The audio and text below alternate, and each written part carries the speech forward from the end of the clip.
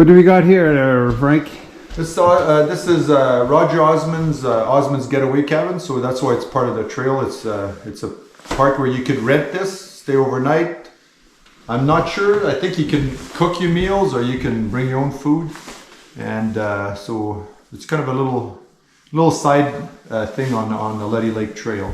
And this is the main cabin with the kitchen and dining up top. Yeah, this is where they'd host. That might be like a play poker, play cards up there, I think. And then the dining room, and then pot belly stove. Yeah, an old pot belly stove, nice stove. A little dark right now, no electricity, but. Yeah. And then I'll just go outside and just diesel heater too. Show the 3 sleeping quarters. I think there's 4. Yeah, there's the main cabin that cooks. Roger, so this would be Roger's cabin. So 1 bed. Yeah. Good stuff, that's it. It looks really nice. Really nice, eh? And then these 2 would be guest cabins. Same. Oh, there's 3 beds in this one.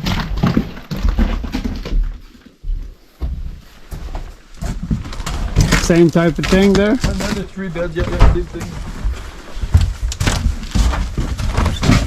And a family cabin. That one's locked.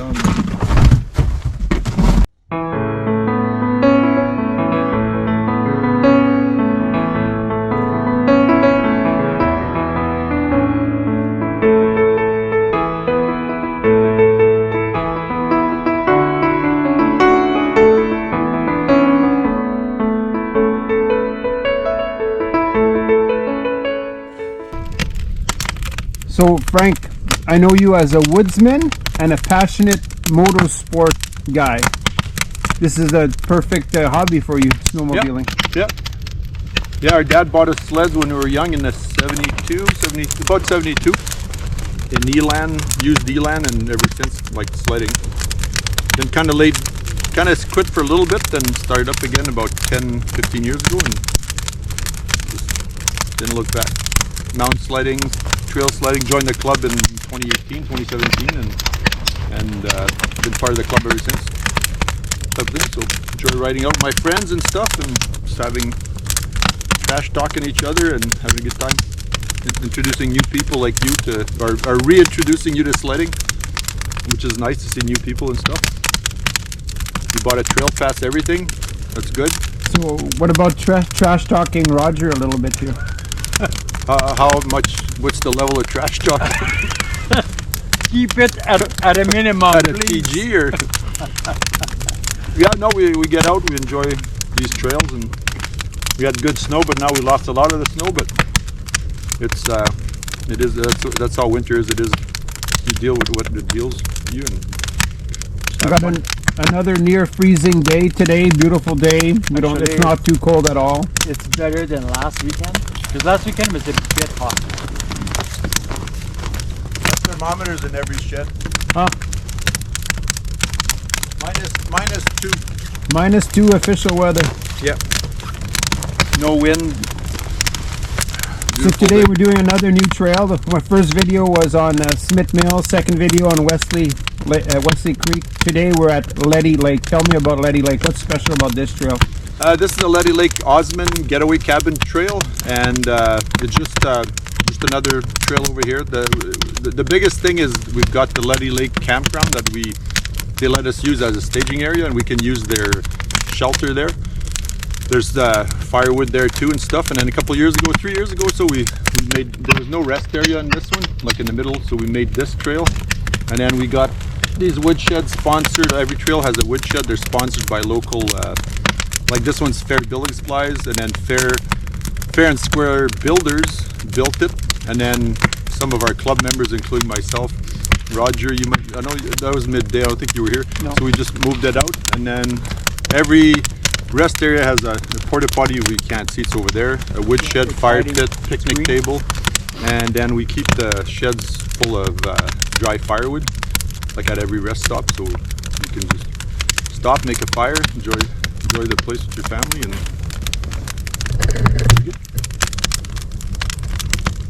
no? But the highlight of this trail would be the White Mud crossing? Yeah, the White Mud Valley has roughly 500 feet elevation change from top to bottom, and the White Mud River is a pretty good river that dumps into the Peace River and stuff. So it's quite a challenging hill because it keeps sliding. We've fixed it 3 times. 2018 fixed it, 2019 fixed it, or 2019 fixed it, 2020 fixed it, 2021 was so horrible we left it. And then the fall of 2021, we brought a hoe and a cat and fixed it again. So you'll see the devastation there, acres and acres of slide of big timber, but we made it. We built a trail through, and then now it's open again. So, and then it ends up at Driftwood Lake, and it's roughly 38 kilometers of one way, and then back. So it's pretty nice. It's a little bit rolly at the other end and stuff, and it's a nice trail. It's local. It's probably the closest trail to Peace River. And this trail also, we're going through it's partly a conservation area. We can never hold functions here because it's a conservation. There's a little bit of limitations to what we can do here, but we can ride like we do today is all welcome.